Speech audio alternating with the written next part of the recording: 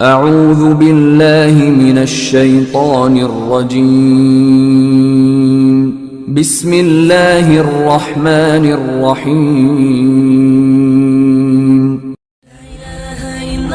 محمد رسول اللہ لا الہ الا اللہ محمد رسول اللہ لا الہ الا اللہ محمد رسول اللہ لا الہ الا اللہ محمد رسول اللہ۔ السلام علیکم ورحمۃ اللہ وبرکاتہ۔ الحمدللہ آج ہم سیرت پاک صلی اللہ علیہ وآلہ وسلم کے 15ویں لیکچر کا آغاز کرنے جا رہے ہیں۔ آج کے اس لیکچر میں جو ٹاپکس ہم کور کریں گے وہ یہ ہیں: نبی اکرم صلی اللہ علیہ وآلہ وسلم کی ہجرت، قریش کی تدبیر اور اللہ کی تدبیر، رسول اللہ صلی اللہ علیہ وآلہ وسلم کے مکان کا گھیراؤ، رسول اللہ صلی اللہ علیہ وآلہ وسلم اپنا گھر چھوڑتے ہیں، گھر سے غار تک، غار میں قیام، قریش کی تگ و دو، مدینے کی راہ میں ہمارے پیارے نبی صلی اللہ علیہ وآلہ وسلم کا حلیہ مبارک حضرت ام معبد رضی اللہ تعالی عنہا کی زبانی، قبا میں تشریف آوری اور مدینے میں داخلہ۔ لیکچر شروع کرنے سے پہلے میں آپ سے ریکویسٹ کروں گی کہ پلیز اس چینل کو لائک کیجئے، سبسکرائب کیجئے اور شیئر کیجئے۔ تو اب ہم اپنے لیکچر کا آغاز کریں۔ اعوذ باللہ من الشیطان الرجیم، بسم اللہ الرحمن الرحیم۔ اللہم صلی علی محمد وعلی آل محمد کما صلیت علی ابراہیم وعلی آل ابراہیم انک حمید مجید۔ اللہم بارک علی محمد وعلی آل محمد کما بارکت علی ابراہیم وعلی آل ابراہیم انک حمید مجید۔ اللہم فقہنی فی الدین، اللہم مصرف القلوب صرف قلوبنا علی طاعتک، اللہم انفعنی بما علمتنی وعلمنی ما ینفعنی وزدنی علما۔ سبحان اللہ والحمد للہ ولا الہ الا اللہ واللہ اکبر۔ اللہم اغفر لی، اللہم ارحمنی، اللہم رزقنی، رب اشرح لی صدری ویسر لی امری واحلل عقدۃ من لسانی یفقہوا قولی، رب زدنی علما۔ دیکھیے لاسٹ لیکچر الحمدللہ آج ہم اپنا سیرت پاک صلی اللہ علیہ وآلہ وسلم پر 15th لیکچر کا آغاز کریں، 15واں لیکچر ہے آج۔ لاسٹ لیکچر میں ہم نے پڑھا تھا کہ دارالندوہ میں مشرکین مکہ نے تاریخ کا سب سے خطرناک اجتماع منعقد کیا تھا، اور اس اجتماع میں کیا فیصلہ کیا تھا، کیا قرارداد منظور کی تھی ان لوگوں نے، اور یہ کہ ہمارے پیارے نبی صلی اللہ علیہ وسلم کے قتل کی ظالمانہ قرارداد پر انہوں نے اتفاق کیا تھا، اور اس کی تنفیذ کی تیاریوں میں پھر مصروف ہو گئے تھے۔ آلدو کہ انہوں نے اس کی تیاری میں انتہائی رازداری برتی تھی، ظاہری سطح پر کوئی ایسی حرکت سامنے نہیں آنے دی جو روزمرہ کے معمول کے خلاف اور عام عادات سے ہٹ کرو، تاکہ کوئی شخص خطرے کی بو سونگھ نہ لینا، اور پھر دوسرا یہ کہ کسی کے دل میں یہ خیال نہ آئے کہ یہ خاموشی کس خطرے کا پیش خیم ہے۔ تو یہ تو قریش کا مکر یا داؤ پیش تھا، مگر کیونکہ یہ مکر تو انہوں نے اللہ کے ساتھ کیا تھا نا، تو اللہ نے انہیں ایسے ڈھنگ سے ناکام کیا کہ پھر وہ سوچ بھی نہیں سکتے تھے کہ کیا کیا۔ دیکھیں چنانچہ جب انہوں نے نبی اکرم صلی اللہ علیہ وآلہ وسلم کے قتل کی مجرمانہ قرارداد طے ہو چکی، تو اللہ تعالیٰ نے حضرت جبرائیل علیہ السلام کو وحی کے ذریعے ہمارے پیارے نبی صلی اللہ علیہ وسلم کو آگاہ کیا، وحی کے ذریعے ان کو بھیجا ہے وہاں پہ۔ تو حضرت جبرائیل علیہ السلام اپنے رب تعالیٰ کی وحی لے کر آپ صلی اللہ علیہ وسلم کی خدمت میں حاضر ہوئے، اور آپ صلی اللہ علیہ وآلہ وسلم کو قریش کی سازش سے آگاہ کیا، اور آگاہ کرتے ہوئے بتلایا کہ اللہ تعالیٰ نے آپ صلی اللہ علیہ وسلم کو یہاں سے روانگی کی اجازت دے دی ہے، اور یہ کہتے ہوئے ہجرت کے وقت کی تعین بھی فرما دی کہ آپ صلی اللہ علیہ وسلم یہ رات اپنے بستر پہ نہ گزاریں جس پر اب تک گزارا کرتے تھے۔ یعنی پورا اللہ تعالیٰ نے وہ اپنی چال چل رہے تھے مشرکین مکہ، اور اللہ تعالیٰ نے ساری چیزوں کے بارے میں اپنے رسول کو، اپنے نبی کو پورا سب کچھ بتا دیا، اور پھر یہ بھی بتا دیا کہ آپ نے آج رات یہاں نہیں گزارنی، آج رات آپ نے ہجرت کرنی ہے۔ تو یہ جب سب کچھ طے ہو گیا تو اس اطلاع کے بعد ہمارے پیارے نبی صلی اللہ علیہ وسلم ٹھیک دوپہر کے وقت ابو بکر صدیق رضی اللہ تعالیٰ عنہ کے گھر تشریف لے گئے تاکہ ان کے ساتھ ہجرت کے سارے پروگرام اور مرحلے طے فرما لیں۔ اس سلسلے میں حضرت عائشہ رضی اللہ تعالیٰ عنہ کا بیان ہے کہ ٹھیک دوپہر کے وقت ہم لوگ مکان میں بیٹھے تھے کہ کسی کہنے والے نے ابو بکر صدیق رضی اللہ تعالیٰ عنہ سے کہا کہ یہ رسول اللہ صلی اللہ علیہ وسلم سر ڈھانکے تشریف لا رہے ہیں۔ یہ ایسا وقت تھا جس میں آپ صلی اللہ علیہ وسلم تشریف نہیں لایا کرتے تھے۔ یہ کیوں ایسا وقت تھا؟ بیسیکلی ذرا سا اس کو ذہن میں رکھیے گا کہ یہ بات مکہ کے سلسلے میں ہو رہی ہے، یعنی دوپہر کے ٹائم پہ وہاں لوگ جو ہے نا ایک دوسرے کے گھروں کو نہیں جاتے تھے کیونکہ سخت گرمی کا ٹائم تھا، لوگ آرام کرتے تھے۔ اور پھر یہاں پہ ایک اور چیز بتائی گئی ہے کہ سر ڈھانک کے تشریف لا رہے تھے، تو گرمی کی شدت اتنی زیادہ ہوتی ہے وہاں پہ کہ اس میں سر ڈھانک کے آتے تھے، ڈھانک کے رکھا جاتا تھا دوپہر کے ٹائم پہ۔ تو ابو بکر صدیق رضی اللہ عنہ نے جب یہ دیکھا تو انہوں نے کہا کہ میرے ماں باپ آپ پر قربان، آپ صلی اللہ علیہ وسلم اس وقت کسی اہم معاملے ہی کی وجہ سے تشریف لائے ہیں۔ تو حضرت عائشہ رضی اللہ تعالیٰ عنہ آگے بیان کرتی ہیں کہ رسول اللہ صلی اللہ علیہ وسلم تشریف لائے، اجازت طلب کی، آپ صلی اللہ علیہ وسلم کو اجازت دی گئی، آپ صلی اللہ علیہ وسلم اندر داخل ہوئے۔ پھر ابو بکر صدیق رضی اللہ تعالیٰ عنہ سے فرمایا تمہارے پاس جو لوگ ہیں انہیں ہٹا دو، یعنی کوئی اگر باہر کا کوئی شخص ہے تو اسے ہٹا دو۔ تو ابو بکر صدیق رضی اللہ تعالیٰ عنہ نے کہا تھا بس آپ صلی اللہ علیہ وسلم کے اہل خانہ ہی ہیں، یعنی یہاں مراد ظاہر ہے حضرت عائشہ رضی اللہ تعالیٰ عنہ سے نکاح ہو چکا تھا ہمارے پیارے نبی صلی اللہ علیہ وسلم کا، تو انہی کے بارے میں کہہ رہے تھے۔ پھر جو ہے آپ یہ دیکھیں کہ اس کے بعد کیا ہوا کہ ان لوگوں نے مل کے، یعنی ہمارے پیارے نبی صلی اللہ علیہ وسلم نے حضرت ابو بکر صدیق رضی اللہ عنہ کے گھر پہنچ کے ان کے ساتھ ہجرت کا پھر پروگرام طے کیا۔ چنانچہ دونوں سواریوں کا سامان نہایت تیزی سے تیار کیا گیا اور عبداللہ بن ارقیت لیسی سے جو صحرائی اور بیابانی راستوں کا ماہر تھا اجرت پر مدینہ پہنچانے کا معاملہ طے ہوا۔ یعنی یہ شخص جو ہے نا کوئی وہ نہیں تھا، ابھی قریشی کے دین پر تھا، لیکن کیونکہ قابل اطمینان تھا نا تو اس سے، اور یہ راستوں کا ماہر تھا تو اس سے جو ہے نا اجرت پر یعنی پیسے دے کے اس سے معاملہ طے ہوا کہ تم نے مدینہ پہنچانے کا راستہ، جو مدینہ جانے کا راستہ ہے وہاں یہ لے کے جائے گا، کیونکہ وہ راستوں کا ماہر تھا۔ تو اس کے ساتھ اور کیا کیا گیا تھا، اس کے لیے سواریاں اس کے حوالے کر دی گئی تھیں، اور طے ہوا کہ 3 راتیں گزر جانے کے بعد وہ دونوں سواریاں لے کے غار ثور پہنچ جائے گا۔ اب آپ صرف اتنا سا دیکھیں، یہ ہمارے پیارے نبی صلی اللہ علیہ وسلم کی ہجرت ہے، تو اللہ تعالیٰ نے تو آگاہ کر دیا تھا ہمارے پیارے نبی صلی اللہ علیہ وسلم کو کہ قریش نے سازش پوری تیار کر رکھی ہے، وہ آپ کو قتل کرنے کا پورا منصوبہ بنائے بیٹھے ہیں، آپ نے رات بھر نکلنا ہے۔ لیکن ہمارے پیارے نبی صلی اللہ علیہ وسلم نے اس کے لیے باقاعدہ ایک ایک اسٹیپ آپ دیکھیں کہ یعنی تیاری کے لیے ایک ایک اسٹیپ اختیار کیا ہے، یعنی ایسا نہیں ہے کہ وہ رسول ہیں تو بس آنکھیں بند کی اور پہنچ گئے مدینہ، نہیں، انہوں نے ایک ایک اسٹیپ پہ پورا باقاعدہ پلان کیا، پلاننگز کے ساتھ چلیں۔ تو جیسے میں نے لاسٹ ٹائم آپ کو لیکچر میں بتایا تھا کہ لیڈرشپ کی کوالٹیز ہمارے پیارے نبی صلی اللہ علیہ وسلم کی نظر آتی ہیں، یہاں آپ یہ دیکھیں کہ یہ پلاننگ کر رہے ہیں باقاعدہ، کہ یعنی دوپہر کے ٹائم پہ پہنچے حضرت ابو بکر صدیق رضی اللہ تعالیٰ عنہ کے گھر، ان کے ساتھ پروگرام سیٹ کیا، پھر ایک آدمی کو ہائر کیا، پھر اس کے ساتھ بھی معاملہ سیٹ اپ کیا کہ 3 راتیں گزرنے کے بعد جو ہے نا غار ثور پہ پہنچنا ہے اس نے، اور سواریاں لے کے پہنچنا ہے۔ اور کس آدمی کو چوز کیا؟ بے شک وہ مسلم نہیں تھا، لیکن یہ کہ وہ راستوں کا ماہر تھا، یعنی بیسٹ چیز چوز کر رہے تھے۔ ایسا نہیں کہ بغیر آنکھیں بند کیے نکل گئے کہ بھئی ہم نے پہنچنا ہے نا، اور اللہ مالک ہے، اللہ مالک بے شک ہے لیکن تدبیر اختیار کی جاتی ہے۔ تو وہ یہ چیز یہاں پہ دیکھیں آپ آگے پورے اس میں دیکھیں گے، یہ پورے نبی صلی اللہ علیہ وسلم کی ہجرت کا واقعہ آج۔ تو اس کے بعد کیا کیا کہ ہمارے پیارے نبی صلی اللہ علیہ وسلم سارا معاملہ سیٹ کر کے حضرت ابو بکر صدیق رضی اللہ عنہ کے گھر پہنچ کے پھر واپس اپنے روزمرہ کے کام میں حسب عادت مشغول ہو گئے، واپس آ گئے، اور پھر یعنی ڈیلی بیسس کے جو کام تھے اس میں مشغول ہو گئے، اور کسی کو محسوس تک نہیں ہوا کہ آپ صلی اللہ علیہ وسلم ہجرت کی ہے، کسی کام کی تیاری کر رہے ہیں نا۔ تو یہ یہاں تک ہوا۔ پھر کیا ہے کہ ادھر دیکھیں کہ مشرکین جو تھے نا، وہ مشرکین قریش، انہوں نے اپنا جب سارا دن مکہ کی پارلیمنٹ دارالندوہ کی پہلے پہر کی طے کردہ قرارداد کے نفاذ کی تیاری میں گزارا، یعنی انہوں نے پورا دن بیٹھ کے مشورے بھی کیے تھے، جو میں نے لاسٹ لیکچر میں آپ کو پورا بتایا تھا کہ کس طریقے سے انہوں نے مختلف جو ہے نا مشورے لے کے اور مختلف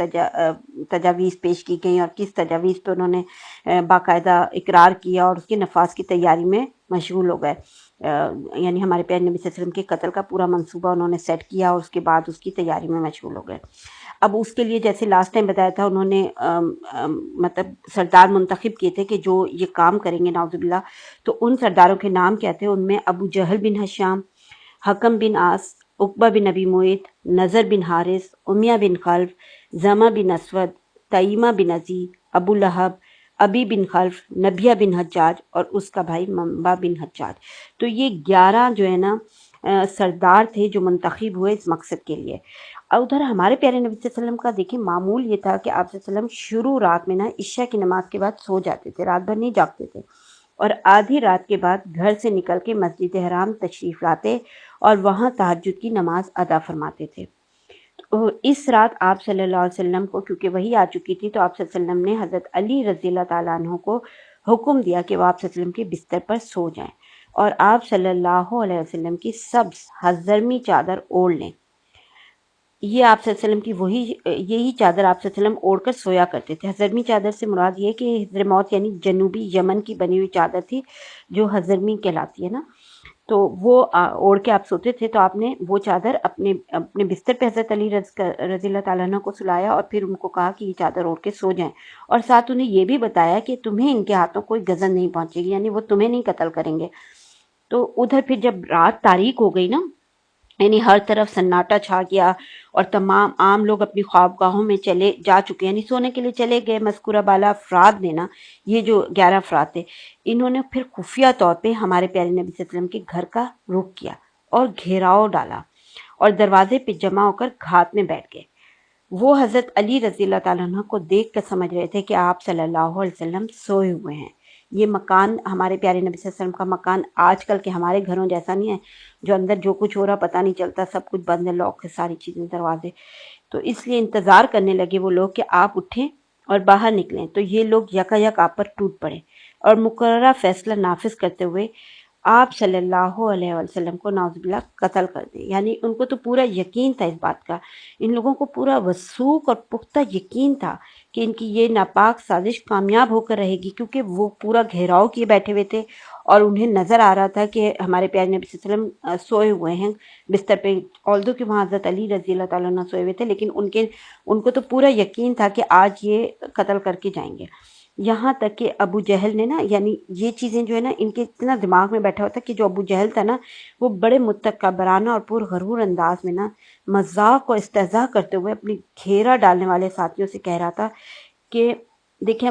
مذاق اڑا رہا تھا نا، یعنی ان کی ہمارے پیارے نبی کی بات کا مذاق اڑا رہا تھا، کہہ رہا تھا کہ محمد صلی اللہ علیہ وسلم کہتے ہیں کہ اگر تم لوگ اس کے دین میں داخل ہو کے اس کی پیروی کرو گے تو عرب و عجم کے بادشاہ بن جاؤ گے، پھر مرنے کے بعد اٹھائے جاؤ گے تو تمہارے لیے اردن کے باغات جیسی جنتیں ہوں گی، اور اگر تم نے ایسا نہ کیا تو ان کی طرف سے تمہارے اندر ذبح کا واقعات پیش آئیں گے، اور پھر تم مرنے کے بعد اٹھائے جاؤ گے اور تمہارے لیے آگ ہوگی جس میں جلائے جاؤ گے۔ وہ بہت ہی خوش ہو کے طنزیہ اسٹائل میں یہ باتیں کر رہا تھا کہ آج تو نعوذ باللہ وہ خود قتل ہو جائیں گے، تو وہ ایسی باتیں کرتے تھے، دیکھو ہم کیا کر رہے ہیں۔ تو یعنی یہ بڑے اس میں رات میں اس میں بیٹھ کے نا یہ سازش کے، کیونکہ بہرحال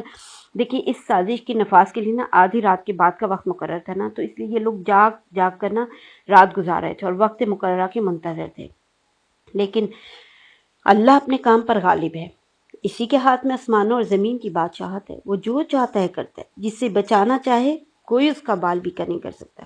اور جسے وہ پکڑنا چاہے کوئی اس کو بچا نہیں سکتا۔ یہ بہت ہی بات جو ہے نا ذہن میں ہم سب کو رکھنی چاہیے اس بات پہ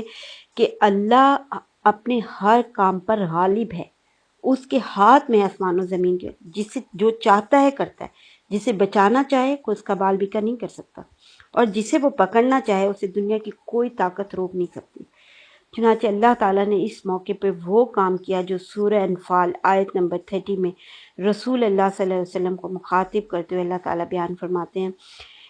سورہ انفال آیت نمبر 30،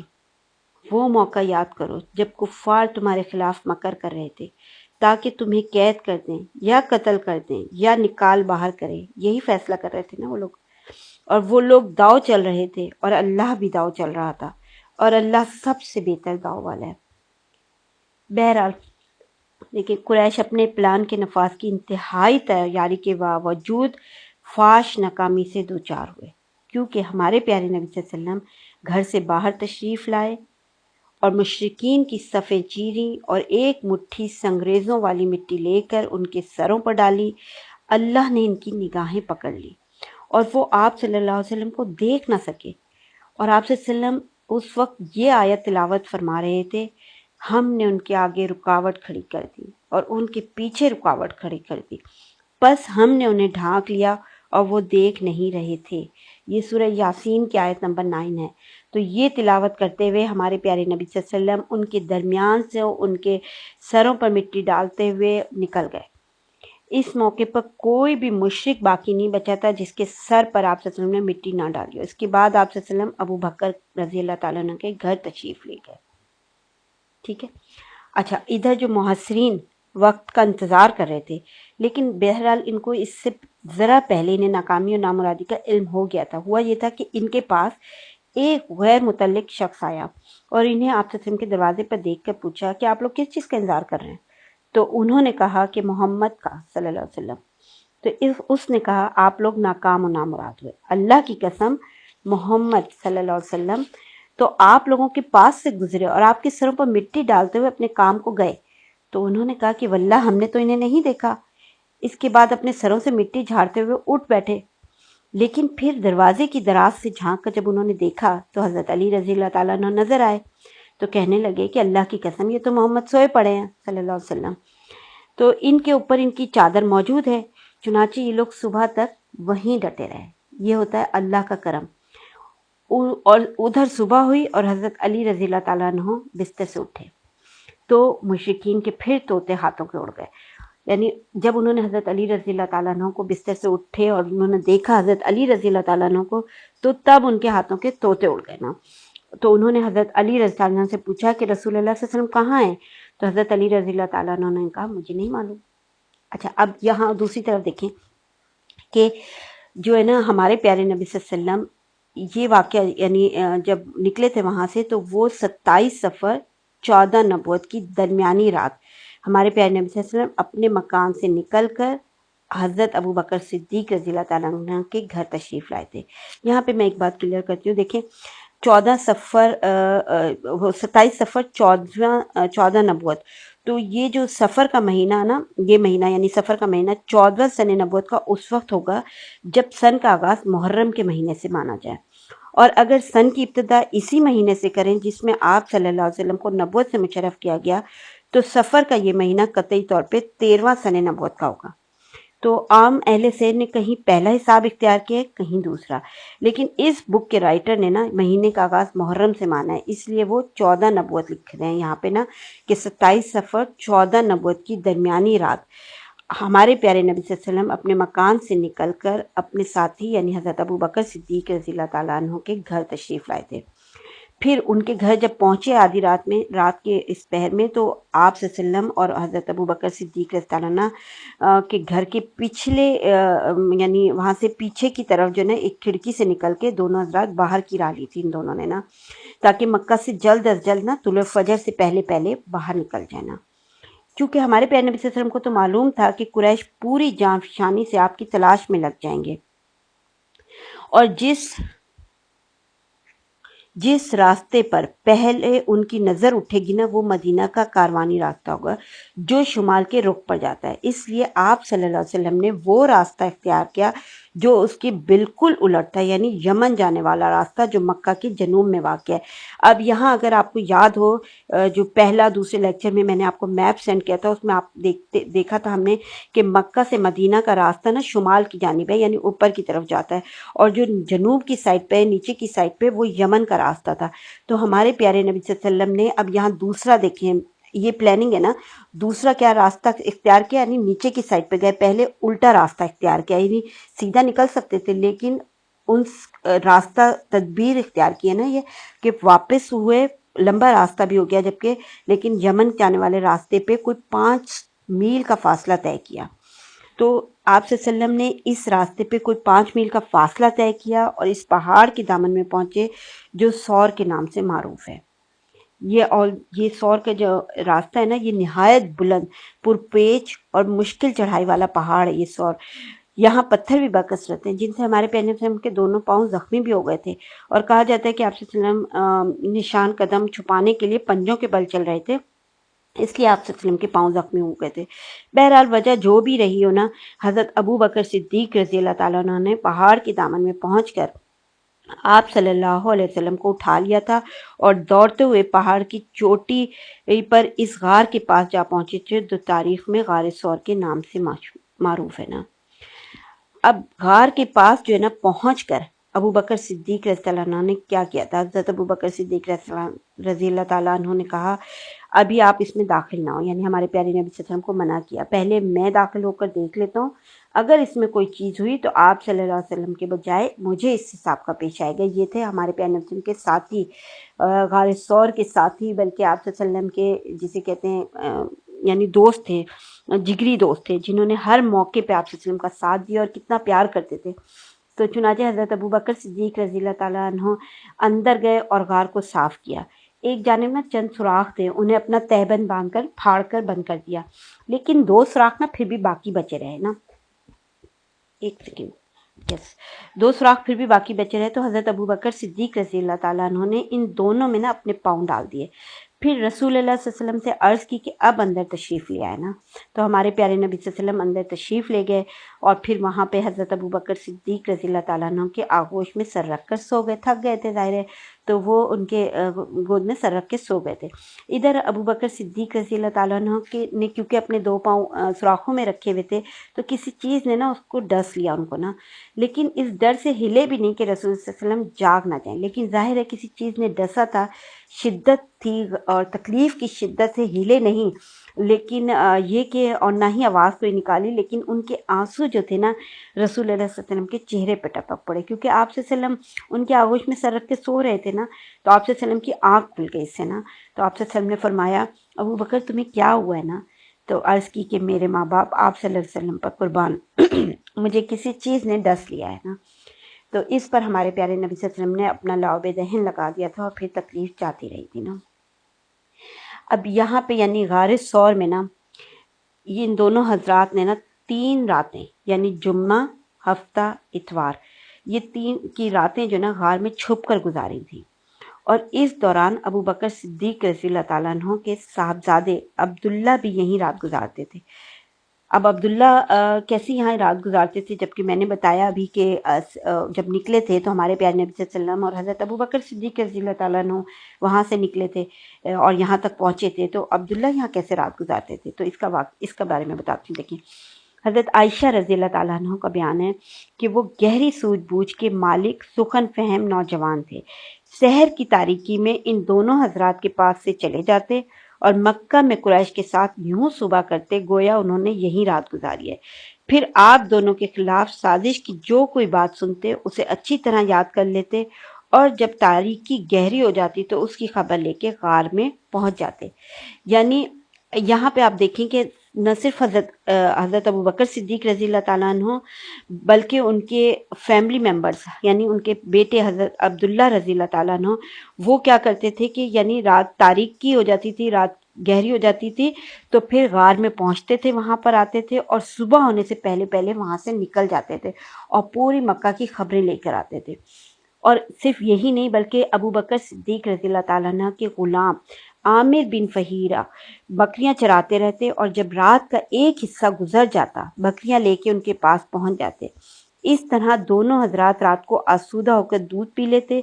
پھر صبح تڑکے ہی عامر بن فہیرہ بکریاں ہانک کر چل دیتے۔ تینوں رات انہوں نے یہی کیا، اور نہ صرف یہ کیا بلکہ عامر بن فہیرہ تو حضرت عبداللہ بن ابی بکر کے مکہ جانے کے بعد انہی کے نشانات قدم پر بکریاں ہانکتے تھے تاکہ نشانات مٹ جائے۔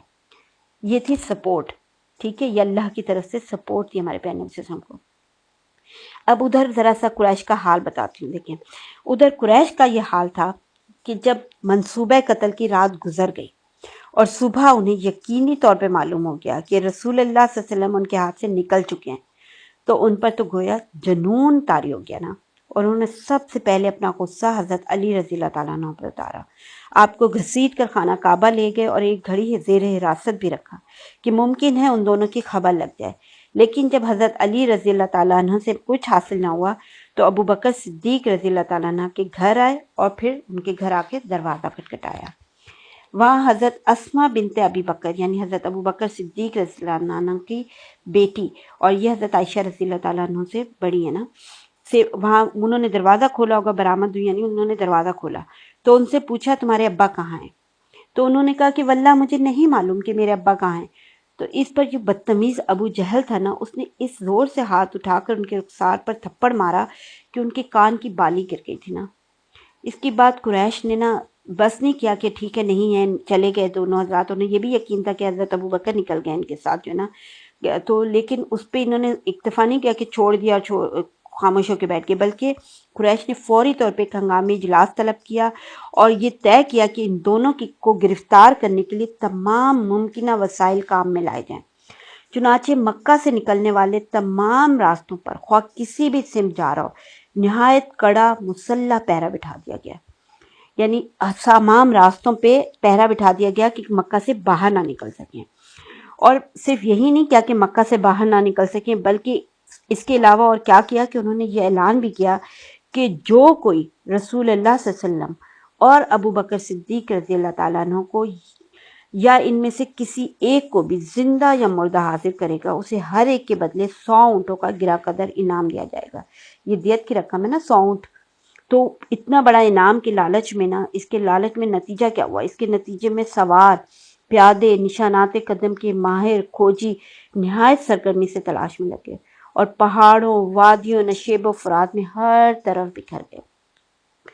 اب تلاش کرنے والے غار کے دہانے تک بھی پہنچے تھے، لیکن اللہ اپنے کام پر غالب ہے۔ چنانچہ صحیح بخاری میں حضرت انس رضی اللہ تعالیٰ عنہ سے مروی ہے نا کہ ابو بکر صدیق رضی اللہ تعالیٰ عنہ نے فرمایا، میں نبی صلی اللہ علیہ وسلم کے ساتھ غار میں تھا، سر اٹھایا تو کیا دیکھتا ہوں کہ لوگوں کے پاؤں نظر آ رہے ہیں۔ میں نے کہا اے اللہ کے نبی صلی اللہ علیہ وسلم، اگر ان میں سے کوئی شخص محض اپنی نگاہ نیچی کر دے تو ہمیں دیکھ لے گا۔ تو آپ صلی اللہ علیہ وسلم نے فرمایا، ابو بکر خاموش رہو، ہم دو ہیں جن کا تیسرا اللہ ہے۔ اور ایک اور روایت میں اس طریقے سے آتا ہے کہ ابو بکر ایسے دو آدمیوں کے بارے میں تمہارا کیا خیال ہے جن کا تیسرا اللہ ہے؟ تو بیسیکلی حقیقت یہ ہے کہ یہ ایک تو ایک معجزہ ہی تھا نا، جس سے اللہ تعالیٰ نے اپنے نبی صلی اللہ علیہ وسلم کو مشرف فرمایا۔ چنانچہ تلاش کرنے والے اس وقت واپس پلٹ گئے جب آپ صلی اللہ علیہ وسلم کے درمیان اور ان کے درمیان چند قدم سے زیادہ فاصلہ باقی نہ رہ گیا تھا۔ تو اب دیکھیں کہ جب جستجو کی آگ بجھ گئی نا، تلاش کی تگ و دور رک گئی اور 3 روز کی مسلسل اور بے نتیجہ دوڑ دھوپ کے بعد قریش کے جوش و جذبات سرد پڑ گئے نا، تو ادھر ہمارے پیارے نبی صلی اللہ علیہ وسلم اور حضرت ابو بکر صدیق رضی اللہ تعالیٰ عنہ نے اب مدینہ کے لیے نکلنے کا عزم کیا نا، ارادہ کیا کہ اب مدینہ نکلنا چاہیے۔ یہاں پہ 3 راتیں گزر چکی تھیں۔ چنانچہ سوموار کی رات جو ربیع الاول 1 ہجری کی چاند رات تھی، مطابق 16 ستمبر 622، تو عبداللہ بن ارقیت وعدے کے مطابق سواریاں لے کے آ گیا۔ یہ وہی شخص جس کے ساتھ سیٹ اپ ہوا تھا نا مکہ سے نکلنے سے پہلے حضرت ابو بکر صدیق رضی اللہ تعالیٰ عنہ کے گھر۔ تو وہ 3 راتیں گزرنے کے بعد وعدے کے مطابق سواریاں لے کے پہنچ گیا وہاں پہ، اور اسی موقع پر ابو بکر صدیق رضی اللہ تعالیٰ عنہ نے ہمارے پیارے نبی صلی اللہ علیہ وسلم کی خدمت میں اونٹنی پیش کرتے ہوئے گزارش کی تھی۔ یہ 2 اونٹیاں تیار کی ہوئی تھی نا حضرت ابو بکر صدیق رضی اللہ تعالیٰ عنہ نے، تو وہ یہ دونوں اونٹیاں لے کے وہاں وعدے کے مطابق پہنچ گیا تھا، تو انہی کے حوالے کی تھی نا، اسی کے حوالے کی تھی۔ تو آپ اس وقت ہمارے پیارے نبی صلی اللہ علیہ وسلم سے حضرت ابو بکر صدیق رضی اللہ تعالیٰ عنہ نے اونٹنی پیش کرتے ہوئے فرمایا کہ آپ میری ان 2 سواریوں میں سے کسی ایک کو قبول کر لیں۔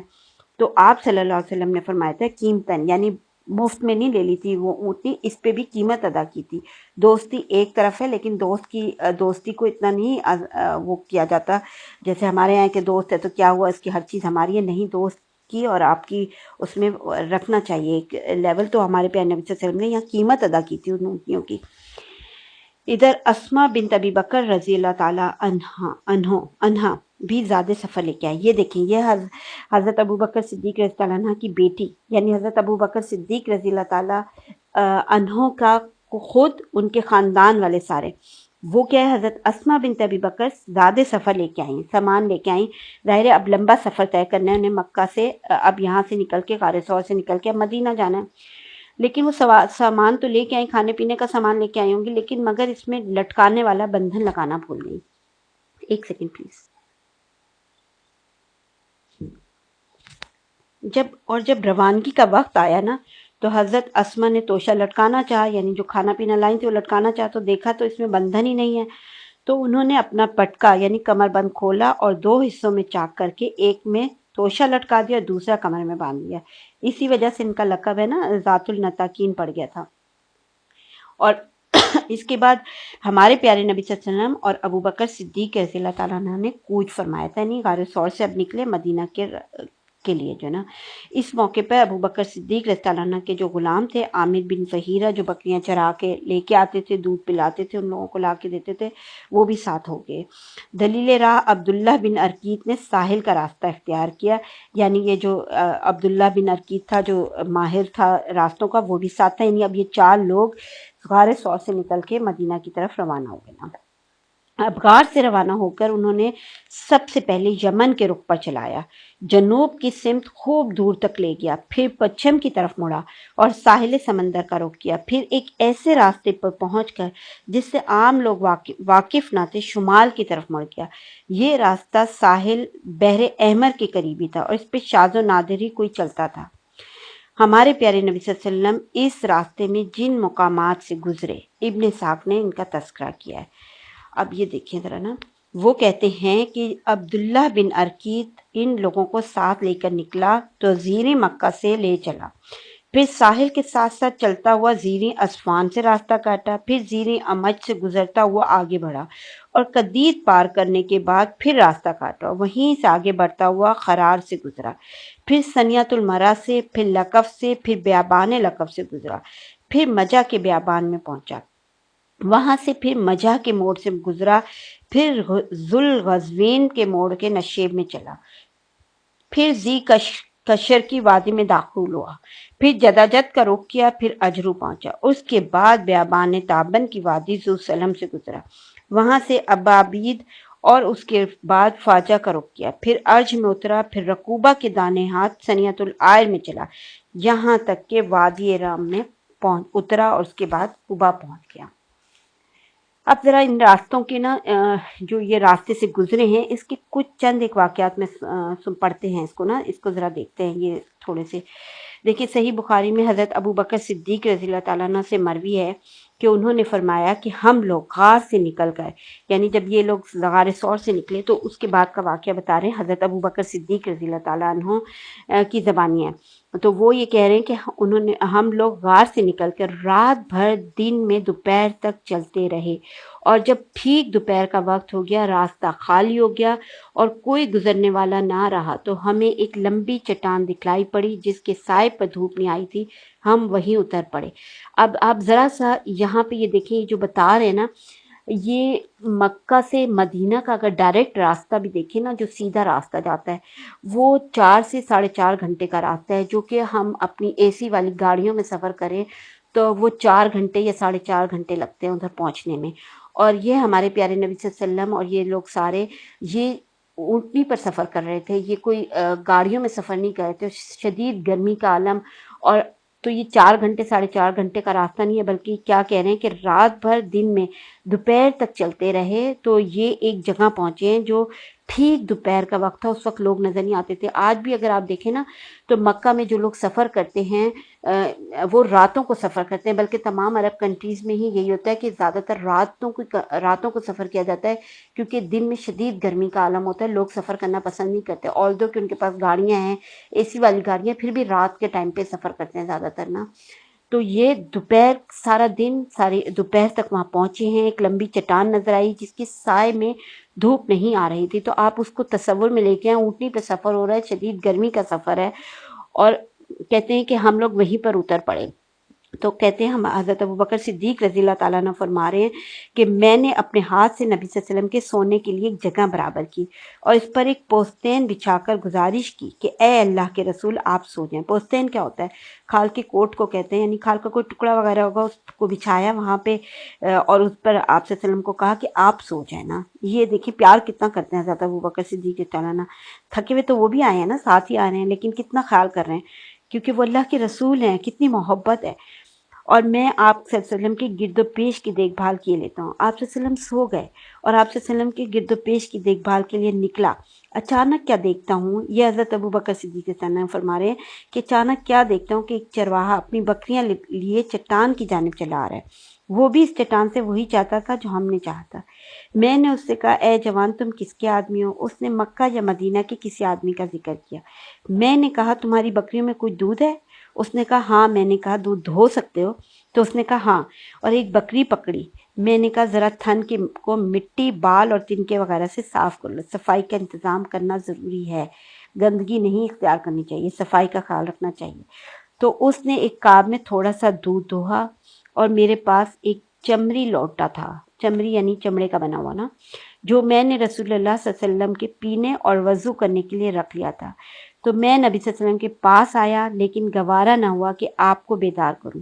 چنانچہ جب آپ صلی اللہ علیہ وسلم خود بیدار ہوئے تو میں آپ صلی اللہ علیہ وسلم کے پاس آیا، دودھ پر پانی انڈیلا یہاں تک کہ اس کا نچلا حصہ ٹھنڈا ہو گیا۔ اس کے بعد میں نے کہا، اے اللہ کے رسول صلی اللہ علیہ وسلم، پی لیجیے۔ آپ نے پیا یہاں تک کہ میں خوش ہو گیا۔ پھر آپ صلی اللہ علیہ وسلم نے فرمایا، کیا ابھی کوچ کا وقت نہیں ہوا؟ میں نے کہا کیوں نہیں؟ اس کے بعد ہم لوگ وہاں سے چل پڑے۔ ٹھیک ہے،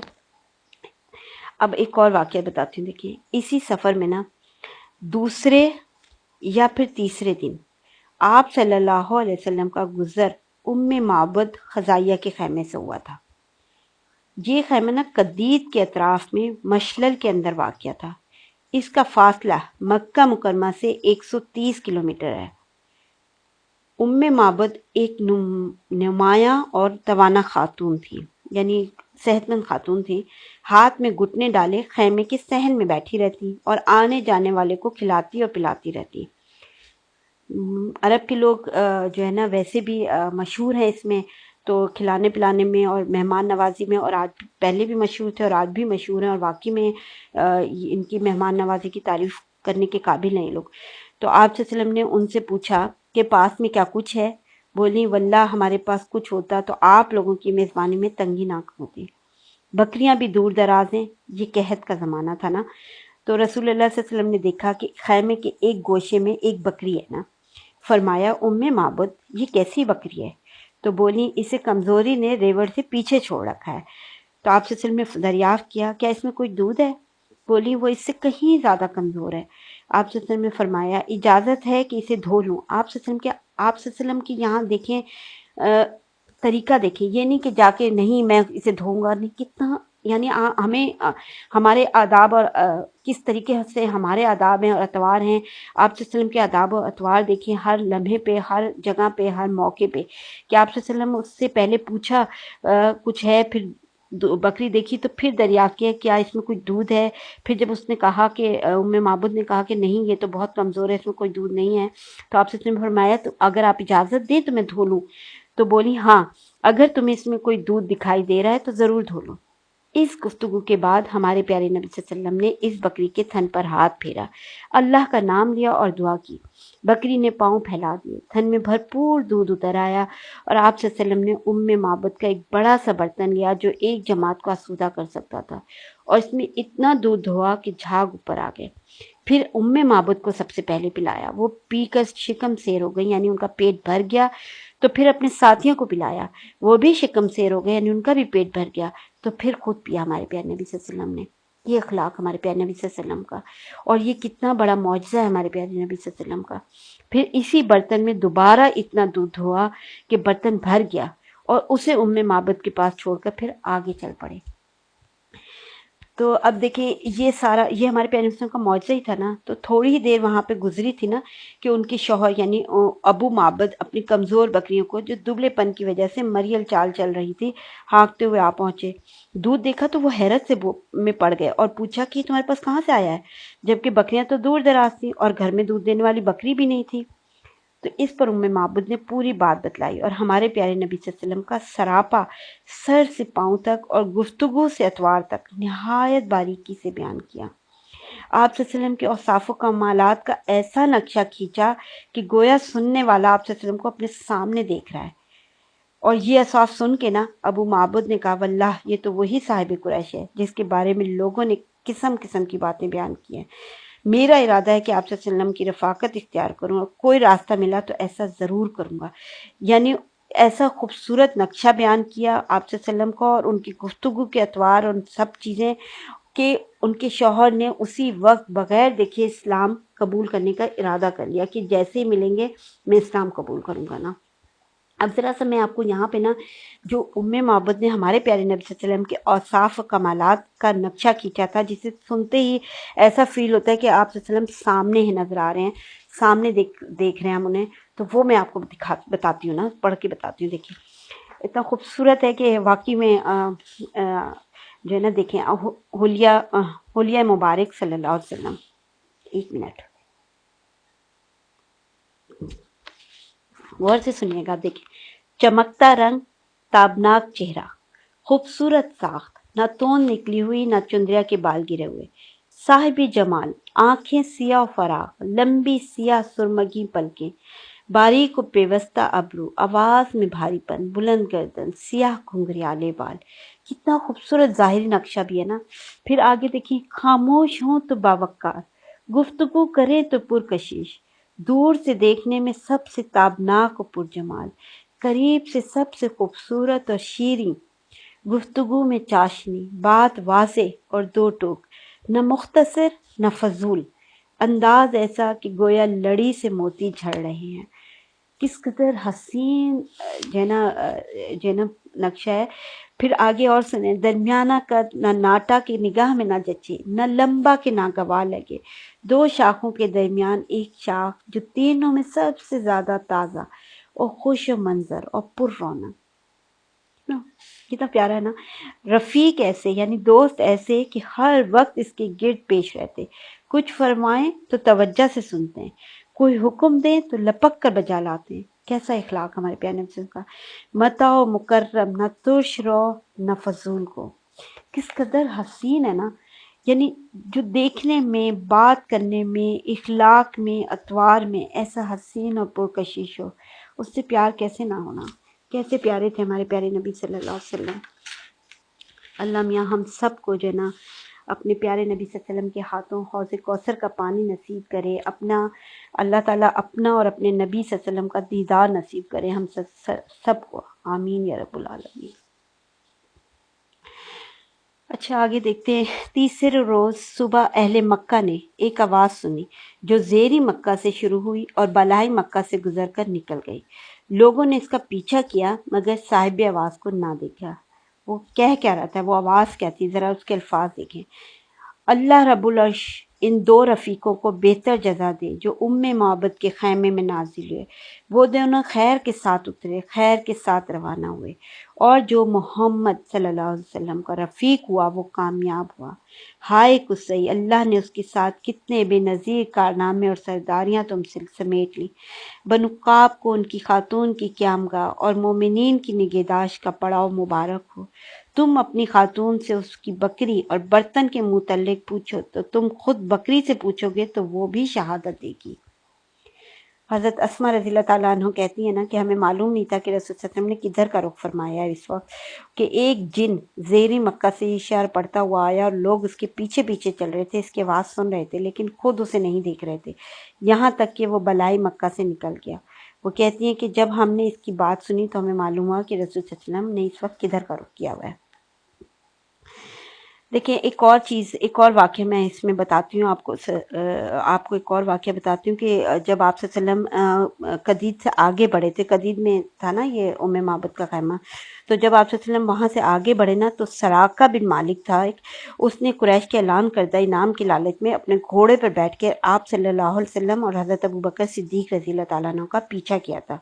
اور اس واقعے کو نا خود سراقہ نے بیان کیا. اب وہ خود بتا رہا ہے اپنی زبان سے کہ اس نے کہا کہ وہ کہتا ہے کہ میں اپنی قوم بنی مدجل کی ایک مجلس میں بیٹھا تھا کہ اتنے میں ایک آدمی آ کر ہمارے پاس کھڑا ہوا اور ہم بیٹھے تھے. اس نے کہا اے سراقہ، میں نے ابھی ساحل کے پاس چند افراد دیکھے ہیں، میرا خیال ہے کہ یہ محمد صلی اللہ علیہ وسلم اور ان کے ساتھی ہیں. سراقہ کہتے ہیں کہ میں سمجھ گیا کہ یہ وہی لوگ ہیں، لیکن میں نے اس آدمی سے کہا کہ یہ وہ لوگ نہیں ہیں، بلکہ تم نے فلاں فلاں کو دیکھا ہے جو ہماری آنکھوں کے سامنے گزر کر گئے ہیں۔ پھر میں مجلس میں کچھ دیر ٹھہرا رہا، اس کے بعد اٹھ کر اندر گیا اور اپنی لونڈی کو حکم دیا کہ وہ میرا گھوڑا نکالے اور ٹیلے کے پیچھے روک کر میرا انتظار کرے۔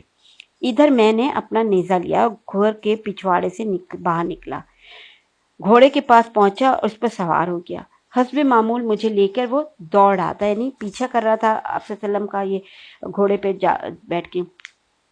کہتا ہے کہ یہاں تک کہ میں ان کے قریب آ گیا، اس کے بعد گھوڑا مجھ سمیت پسلا، میں اس سے گر گیا۔ میں نے اٹھ کر ترکش کے ہاتھ کی طرف ہاتھ بڑھایا اور پانسے کا تیر نکال کر یہ جاننا چاہا کہ میں انہیں ضرر پہنچا سکوں گا یا نہیں، تو وہ تیر نکلا جو ناپسند تھا، لیکن میں نے تیر کی نافرمانی کی اور گھوڑے پر سوار ہو گیا۔ یہ شروع میں ہم نے لیکچرز جب اسٹارٹ ہوئے تھے تب سارا بتایا تھا نا، عرب کے لوگوں کا تیر پہ کیا بیلیف تھا اور کس طریقے سے وہ کرتے تھے۔ تو وہ مجھے لے کر دوڑنے لگا، یہاں تک کہ جب میں رسول صلی اللہ علیہ وسلم کی قرات سن رہا تھا، ابو بکر صدیق رضی اللہ عنہ بار بار مڑ کر دیکھ رہے تھے، یعنی گھوڑا جو ہے نا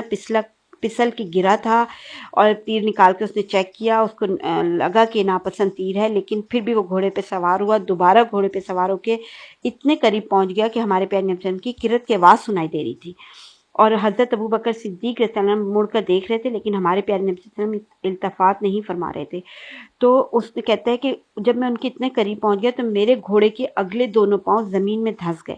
یہاں تک کہ گھٹنوں تک جا پہنچے، اور میں اس سے گر گیا۔ پھر میں نے اسے ڈانٹا تو اس نے اٹھنا چاہا، لیکن وہ اپنے پاؤں بامشکل نکال سکا۔ بہرحال جب وہ سیدھا کھڑا ہوا تو اس کے پاؤں کے نشان سے آسمان کی طرف دھوئیں جیسا غبار اڑ رہا تھا۔ میں نے پھر پانسے کے تیر سے قسمت معلوم کی، پھر وہی تیر نکلا جو ناپسند تھا۔ تو کہتا ہے کہ اس پر مجھے زبردست رعب طاری ہو گیا، مجھے یقین ہو گیا کہ ان کا معاملہ غالب آ کر رہے گا، یعنی ہمارے پیارے نبی صلی اللہ علیہ وسلم کا۔ تو اس وقت اس نے کہتا ہے کہ میں نے اپنی امان کی پکار لگائی اس وقت جو ہے نا، اس کے بعد میں نے امان کے ساتھ انہیں پکارا تو وہ لوگ ٹھہر گئے، اور میں اپنے گھوڑے پر سوار ہو کے پھر ان کے پاس پہنچا۔ میں نے آپ صلی اللہ علیہ وسلم سے کہا کہ آپ صلی اللہ علیہ وسلم کی قوم نے آپ صلی اللہ علیہ وسلم کے بدلے دیت کا انعام رکھا ہے، یعنی 100 اونٹ رکھے ہوئے نا، 100 اونٹ دونوں کے بدلے رکھے ہوئے تھے۔ ساتھ ہی میں نے لوگوں کے عزائم سے آپ صلی اللہ علیہ وسلم کو آگاہ بھی کیا کہ وہ لوگ آپ کا پیچھا کر رہے ہیں، ڈھونڈ رہے ہیں، تو توشہ اور ساز و سامان کی بھی پیشکش کی کہ جو اس کے پاس تھے، مگر کہتے ہیں کہ انہوں نے میرا کوئی سامان نہیں لیا، نہ مجھ سے کوئی سوال کیا، صرف اتنا کہا ہمارے پیارے نبی صلی اللہ علیہ وسلم نے کہ ہمارے متعلق رازداری برتنا۔ تو کہتے ہیں کہ میں نے آپ صلی اللہ علیہ وسلم سے گزارش کی کہ آپ صلی اللہ علیہ وسلم مجھے پروانہ امن لکھ دیں۔ آپ صلی اللہ علیہ وسلم نے عامر بن فہیرہ کو حکم دیا، وہ بھی تھے نا ان کے ساتھ، تو انہوں نے چمڑے کے ایک ٹکڑے پر لکھ کر میرے حوالے کر دیا۔ پھر رسول اللہ صلی اللہ علیہ وسلم آگے بڑھ گئے۔ اس واقعے کو نا خود ہمارے حضرت ابو بکر صدیق رضی اللہ عنہ نے بھی ایک جگہ روایت کیا، ان کا بیان ہے کہ ہم لوگ روانہ ہوئے تھے نا تو قوم ہماری تلاش میں تھی، مگر سراقہ بن مالک کے سوا جو اپنے گھوڑے پر آیا تھا ہمیں کوئی نہ پا سکا تھا، اور میں نے کہا تھا اے اللہ کے رسول، یہ پیچھے کرنے والا ہمیں آ لینا چاہتا ہے، تو اس پر آپ صلی اللہ علیہ وسلم نے فرمایا تھا غم نہ کرو، اللہ ہمارے ساتھ ہے۔ تو یہ اللہ تعالیٰ کا ساتھ تھا ہمارے پیارے نبی صلی اللہ علیہ وسلم کے ساتھ۔ بہرحال سراقہ واپس ہوا تھا نا، جب یہ واقعہ ہوا تو سراقہ کہتے ہیں کہ جب وہ واپس ہوا تو دیکھا کہ لوگ تلاش میں سرگردہ ہیں، کہنے لگا ادھر کھوج خبر لے چکا ہوں، یہاں تمہارا جو کام تھا کیا جا چکا ہے۔ اس طرح اس نے لوگوں کو واپس لے گیا تھا، وہ لوگوں کو، یعنی آپ دیکھیں کہ دن کے شروع میں تو چڑھا آ رہا تھا اور آخر میں کیا ہوا تھا کہ وہ پاسبان بن گیا تھا۔ تو یہ تھا واقعات۔ ایک اور واقعہ اس میں یہ ہے کہ راستے میں ہمارے پیارے نبی صلی اللہ علیہ وسلم کو بریدہ بن حصیب اسلمی بھی ملے تھے، ان کے ساتھ تقریباً 80 گھرانے تھے، سب سمیت مسلمان ہو گئے تھے، اور ہمارے پیارے نبی صلی اللہ علیہ وسلم نے عشاء کی نماز پڑھی تھی تو سب نے آپ کے پیچھے نماز پڑھی تھی۔ بریدہ اپنی ہی قوم کی سرزمین میں پھر قیام پذیر رہے تھے، اور احد کے بعد رسول صلی اللہ علیہ وسلم کی خدمت میں تشریف لائے تھے۔ اور ایک اور ہے کہ مقام ارج میں آپ صلی اللہ علیہ وسلم کا گزر ابو تمیم اوس بن حجر اسلمی کے پاس سے ہوا تھا۔ اس وقت جو ہے نا بعض اونٹوں کے تھکنے کی وجہ سے آپ صلی اللہ علیہ وسلم اور حضرت ابو بکر صدیق رضی اللہ تعالیٰ عنہ ایک ہی اونٹ پر تھے، اور اوس نے اپنا ایک اونٹ دیا تھا اور اپنے غلام مسعود بن حنیدہ کو ساتھ کر دیا تھا، اور اسے کہا تھا جو محفوظ راستہ تم کو معلوم ہو ان سے ان کو لے جاؤ اور ان کا ساتھ نہ چھوڑنا۔ چنانچہ وہ ساتھ لے کر راستہ چلا تھا اور مدینہ تک آپ صلی اللہ علیہ وسلم کا ہم رکاب رہا تھا۔ یہ جو ابو تمیم اوس بن حجر اسلمی تھا نا، جس نے یعنی غلام پیش کیا تھا اپنا، یہ رسول صلی اللہ علیہ وسلم کے مدینہ آ جانے کے بعد اسلام قبول کر لیا تھا انہوں نے، اور مگر عرض ہی میں سکونت پذیر رہے تھے۔ اچھا، اس سفر میں نا ابو بکر صدیق رضی اللہ تعالیٰ عنہ کا جو طریقہ تھا نا، وہ یہ تھا کہ وہ نبی صلی اللہ علیہ وسلم کے ردیف رہا کرتے تھے، یعنی سواری پر نا ہمارے پیارے نبی صلی اللہ علیہ وسلم کے نا پیچھے بیٹھا کرتے تھے۔ کسی آدمی سے سابقہ پڑتا تھا نا تو حضرت ابو بکر صدیق رضی اللہ عنہ سے پوچھتا کہ یہ آپ کے آگے کون ہے، تو حضرت ابو بکر صدیق رضی اللہ عنہ اس کو بڑا لطیف سا جواب دیتے تھے، فرماتے تھے کہ یہ آدمی مجھے راستہ بتاتا ہے۔ اس سے سمجھنے والا تو سمجھتا تھا کہ وہ یہی راستہ مراد لے رہے ہیں، لیکن جبکہ حضرت ابو بکر صدیق رضی اللہ عنہ خیر کا راستہ مراد لیتے تھے اس سے نا۔ تو یہ ایک وہ کیا۔ اچھا، اس کے بعد یہ ہے کہ ہاں، راستے میں نا ایک بطن بن ریم کے اندر نبی صلی اللہ علیہ وسلم کو حضرت زبیر بن عوام رضی اللہ تعالیٰ عنہ بھی ملے تھے۔ یہ مسلمانوں کے ایک تجارت پیشہ گروہ کے ساتھ ملک شام سے واپس آ رہے تھے، اور حضرت زبیر رضی اللہ تعالیٰ عنہ نے رسول اللہ صلی اللہ علیہ وسلم اور حضرت ابو بکر صدیق رضی اللہ عنہ کو سفید پارچہ جات پیش کیے تھے۔ اچھا، اب جو ہے نا قبا میں کیسے پہنچے تھے، تو وہاں پہ آتے ہیں۔ اب دیکھیں، سوموار 8 ربیع الاول 14 نبوت 1 ہجری 23 ستمبر 622 عیسوی کو رسول اللہ صلی اللہ علیہ وسلم قبا میں وارد ہوئے۔ اب اس دن ہمارے پیارے نبی صلی اللہ علیہ وسلم کی عمر بغیر کسی کمی بیشی کے ٹھیک 53 سال تھی۔ جو لوگ آپ صلی اللہ علیہ وسلم کی نبوت کا آغاز 9 ربیع الاول 4 ہجری عام الفیل سے مانتے ہیں، ان کے قول کے مطابق آپ صلی اللہ علیہ وسلم کی نبوت کو ٹھیک 13 سال پورے ہوئے تھے، اور وہ لوگ جو آپ صلی اللہ علیہ وسلم کی نبوت کا آغاز رمضان 41 عام الفیل سے مانتے ہیں، ان کے قول کے مطابق 12 سال 5 مہینے 18 دن یا 22 دن ہوئے تھے۔ ٹھیک ہے، اب حضرت عروہ بن زبیر رضی اللہ تعالیٰ عنہ کا بیان ہے کہ مدینہ کے مسلمانوں نے مکہ سے رسول صلی اللہ علیہ وسلم کی روانگی کی خبر سن لی تھی، اس لیے لوگ روزانہ صبح ہی صبح ہیرا کی طرف نکل جاتے تھے اور آپ صلی اللہ علیہ وسلم کی راہ تکتے رہتے۔ جب دوپہر کو دھوپ سخت ہو جاتی تو واپس پلٹ آتے۔ تو ایک روز کیا ہوا کہ نا طویل انتظار کے بعد واپس پلٹ کے لوگ اپنے اپنے گھروں کو پہنچ چکے تھے کہ ایک یہودی اپنے کسی ٹیلے پر کچھ دیکھنے کے لیے چڑھا۔ کیا دیکھتا ہے کہ رسول اللہ صلی اللہ علیہ وسلم اور آپ صلی اللہ علیہ وسلم کے رفقا سفید کپڑوں میں ملبوس، جن سے چاندنی چھٹک رہی تھی، تشریف لا رہے ہیں۔ اس نے بے خود ہو کر نہایت بلند آواز سے کہا، عرب کے لوگوں، یہ رہا تمہارا نصیب جس کا تم انتظار کر رہے تھے۔ بس یہ سننا تھا کہ یہ سنتے ہی مسلمان ہتھیار اٹھا اٹھا کر استقبال کے لیے نکل پڑے، اور نبی اکرم صلی اللہ علیہ وسلم کی تشریف آوری پر مارے خوشی کے شور برپا ہو گیا۔ تکبیر سنی گئی، لوگوں نے فوراً ہیرا کا رخ کیا اور وہیں پر آپ صلی اللہ علیہ وسلم سے ملاقات کی۔ پھر آپ صلی اللہ علیہ وسلم داہنی جانب مڑ گئے اور قبا میں بنی عمرو بن عوف میں قیام فرمایا۔ یہ دوشنبہ کا دن تھا اور ربیع الاول کا مہینہ تھا۔ ابو بکر صدیق رضی اللہ تعالیٰ عنہ آنے والوں کے استقبال کے لیے کھڑے تھے اور ہمارے پیارے نبی صلی اللہ علیہ وسلم چپ چاپ بیٹھے تھے۔ انصار کے جو لوگ آتے جنہوں نے ہمارے پیارے نبی صلی اللہ علیہ وسلم کو دیکھا نہ تھا، وہ سیدھے حضرت ابو بکر صدیق رضی اللہ عنہ کو سلام کرتے، یہاں تک کہ رسول اللہ صلی اللہ علیہ وسلم پہ دھوپ آ گئی اور ابو بکر صدیق رضی اللہ عنہ نے چادر تان کر آپ صلی اللہ علیہ وسلم کو سایہ کیا۔ تب لوگوں نے پہچانا کہ یہ رسول اللہ صلی اللہ علیہ وسلم ہے، یعنی سایہ کر کے انہوں نے احساس دلایا کہ یہ رسول اللہ صلی اللہ علیہ وسلم ہے نا۔ ٹھیک ہے، اب یہ دیکھیں کہ یہاں پر ہے، ٹھیک ہے، اب اس کے بعد میں آپ کو بتاتی ہوں۔ دیکھیں، رسول اللہ صلی اللہ علیہ وسلم نے قبا میں جو ہے نا یہ ہاں اوکے رائٹ، ہمارے پیارے نبی صلی اللہ علیہ وسلم نے قبا میں کلثوم بن ہدم اور کہا جاتا ہے کہ سعد بن خیثمہ کے مکان میں قیام فرمایا تھا۔ پہلا قول زیادہ قوی ہے، یعنی کلثوم بن ہدم۔ اچھا، ایک اور چیز یہاں پہ نا، حضرت علی بن ابی طالب جو تھے نا، انہوں نے مکہ میں نا 3 روز ٹھہر کر نا لوگوں کو جو مانتے رسول صلی اللہ علیہ وسلم کے پاس تھی انہیں ادا کر کے نا انہوں نے مدینے کا رخ کیا تھا۔ پھر وہ قبا میں ہمارے پیارے نبی صلی اللہ علیہ وسلم سے آ ملے تھے اور کلثوم بن ہدم کے یہاں انہوں نے قیام فرمایا تھا نا۔ تو رسول اللہ صلی اللہ علیہ وسلم نے قبا میں نا کل 4 دن، یعنی پیر، منگل، بدھ، جمعرات، یہ 4 دن، یا کچھ کا خیال ہے کہ 10 سے زیادہ دن قیام فرمایا۔ ایکچولی ہمارے پیارے نبی صلی اللہ علیہ وسلم جب قبا میں پہنچے تھے تو پیر کا روز تھا، اور جب قبا سے نکلے تھے تو جمعے کا روز تھا۔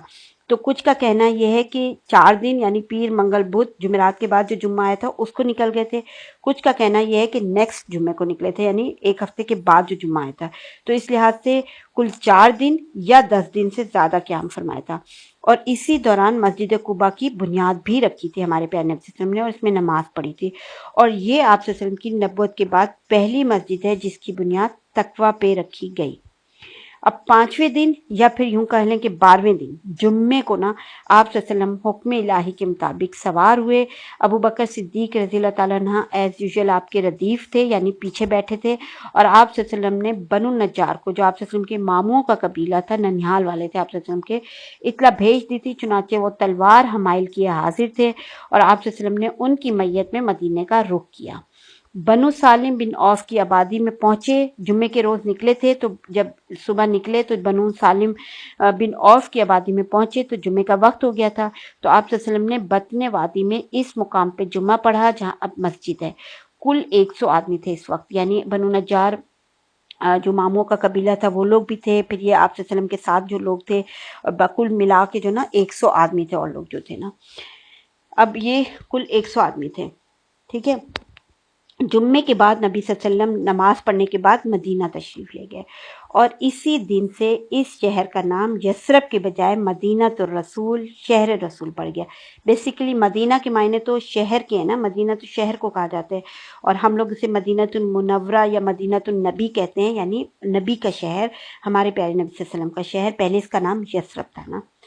تو یہ نہایت تابناک تاریخی دن تھا، گلی کوچے تقدیس و تمہید کے کلمات سے گونج رہے تھے، اور انصار کی بچیاں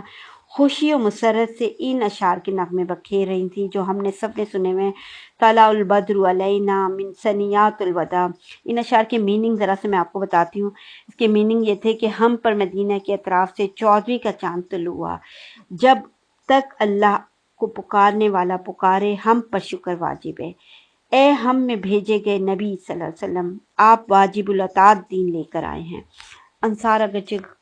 جو ہے نا بڑے دولت مند نہیں تھے، لیکن ہر ایک کی یہی آرزو تھی کہ رسول اللہ صلی اللہ علیہ وسلم اس کے یہاں قیام فرمائیں۔ چنانچہ آپ صلی اللہ علیہ وسلم انصار کے جس مکان یا محلے سے گزرتے، وہاں کے لوگ آپ صلی اللہ علیہ وسلم کی اونٹنی کی نکیل پکڑ لیتے اور عرض کرتے کہ تشریف لائیے،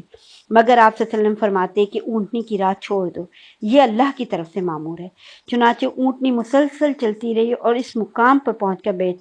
بیٹھی جہاں آج مسجد نبوی ہے، لیکن آپ صلی اللہ علیہ وسلم اس وقت نیچے نہیں اترے تھے، بلکہ یہاں تک کہ وہ اٹھ کر تھوڑی دور گئی تھی، پھر مڑ کر دیکھنے کے بعد پلٹ آئی اور اپنی پہلی جگہ بیٹھ گئی۔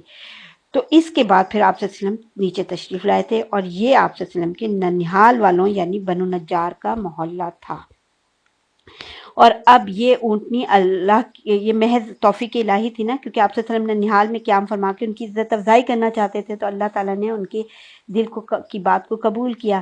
تو یہ اونٹنی کے لیے محض توفیق الہی تھی۔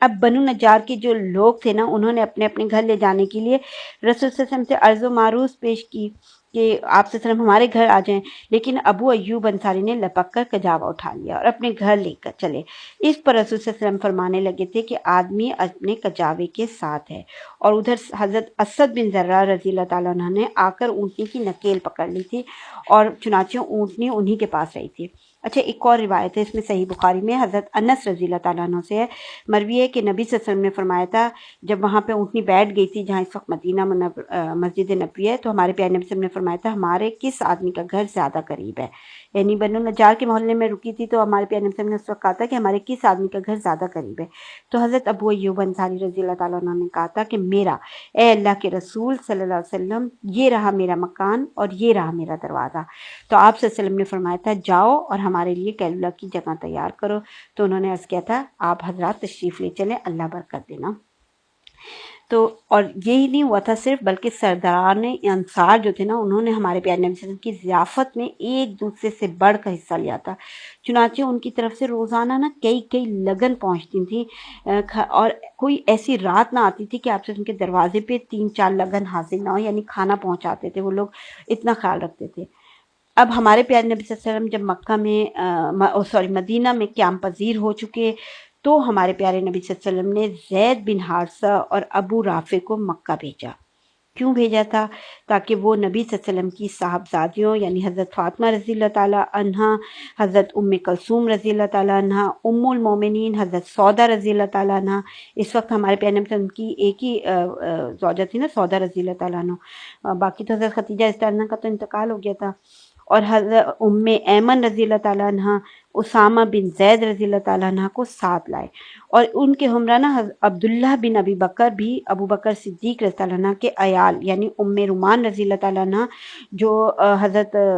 ابو بکر صدیق رضی اللہ عنہ کی زوجہ ہیں، حضرت عائشہ رضی اللہ تعالیٰ عنہ اور حضرت اسما رضی اللہ تعالیٰ عنہ کو لے کر آئے تھے۔ تو یعنی یہ دونوں گھرانے کو لے کے یہ لوگ پہنچے تھے۔ یہ نبی صلی اللہ علیہ وسلم کی ہجرت کے 6 ماہ بعد کا واقعہ ہے۔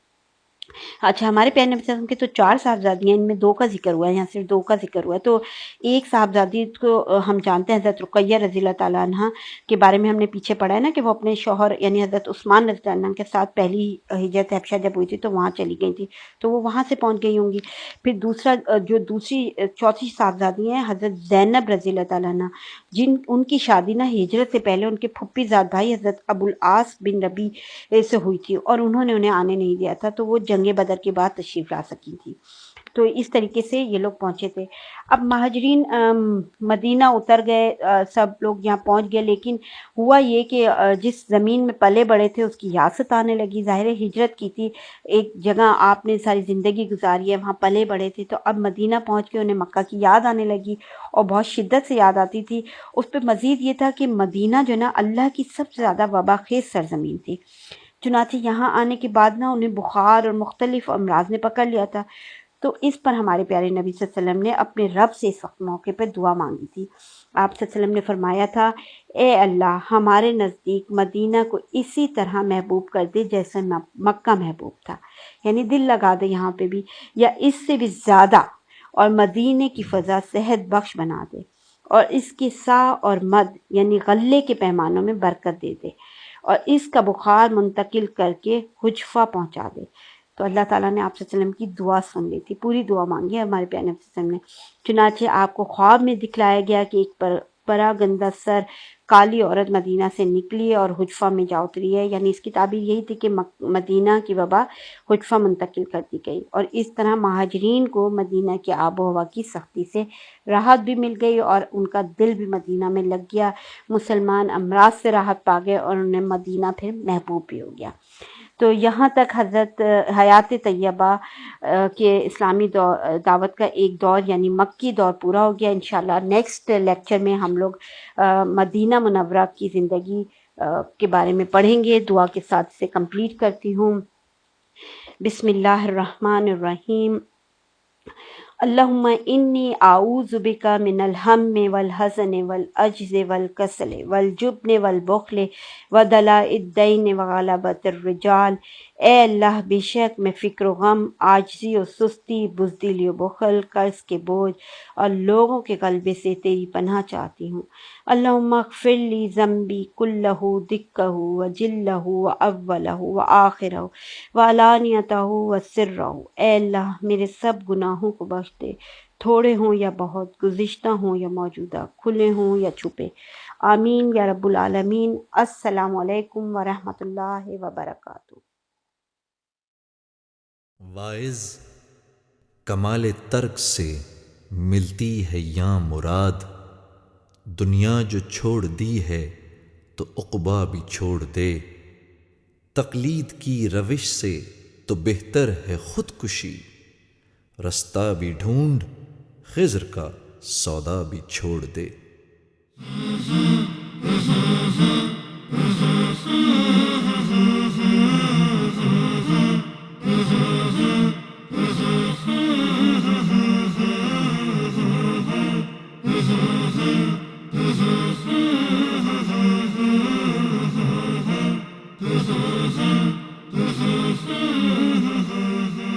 محمد کا روضہ قریب آ رہا ہے، بلندی پہ اپنا نصیب آ رہا ہے۔ محمد کا روضہ قریب آ رہا ہے، بلندی پہ اپنا نصیب آ رہا ہے۔ فرشتوں یہ دے دو پیغام ان کو، خبر جا کے دے دو ان کو، فرشتوں کے خادم تمہارا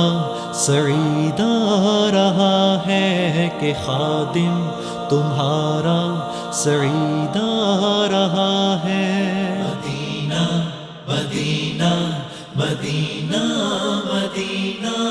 بڑا لطف دیتا ہے نام مدینہ، مدینہ مدینہ مدینہ مدینہ بڑا لطف دیتا ہے نام مدینہ۔ وفا تم نہ دیکھو کہ ہرگز کسی میں، زمانہ وہ ایسا قریب آ رہا ہے، حفاظت کرو اپنے ایمان و دین کی، زمانہ وہ ایسا عجیب آ رہا ہے، محمد کا روضہ قریب آ رہا ہے،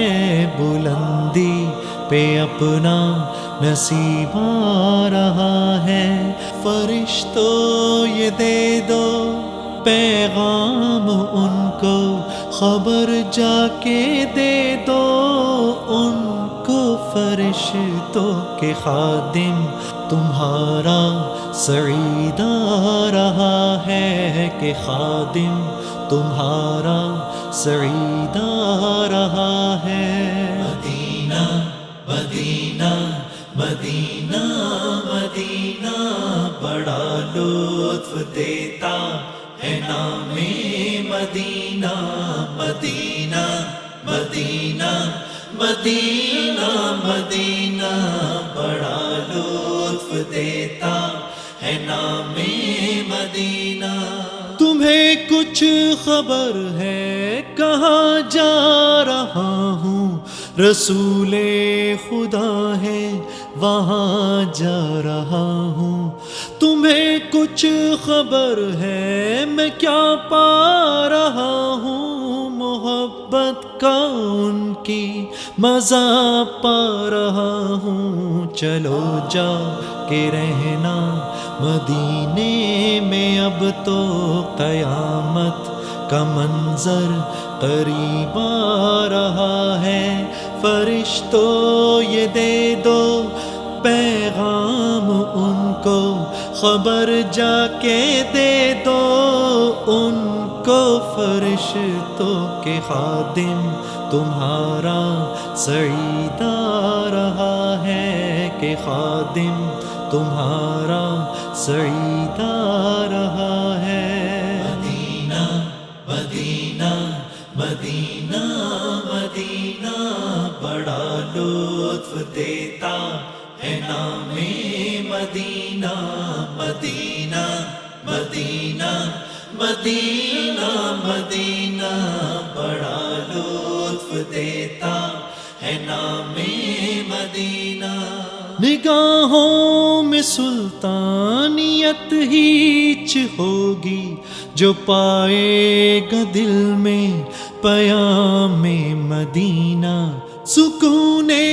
جہاں تم کہاں ڈھونڈتے ہو،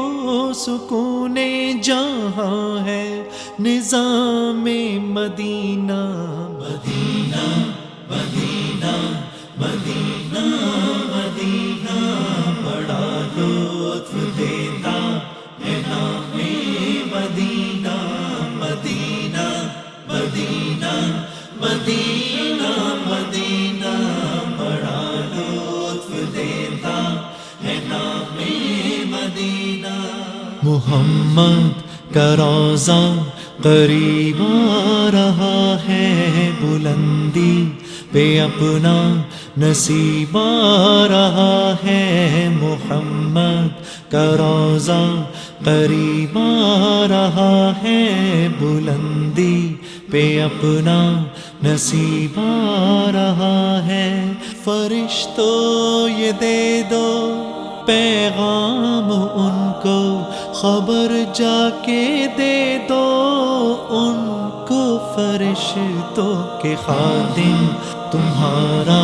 سعید آ رہا ہے، کہ خادم تمہارا سعید آ رہا ہے۔ مدینہ مدینہ مدینہ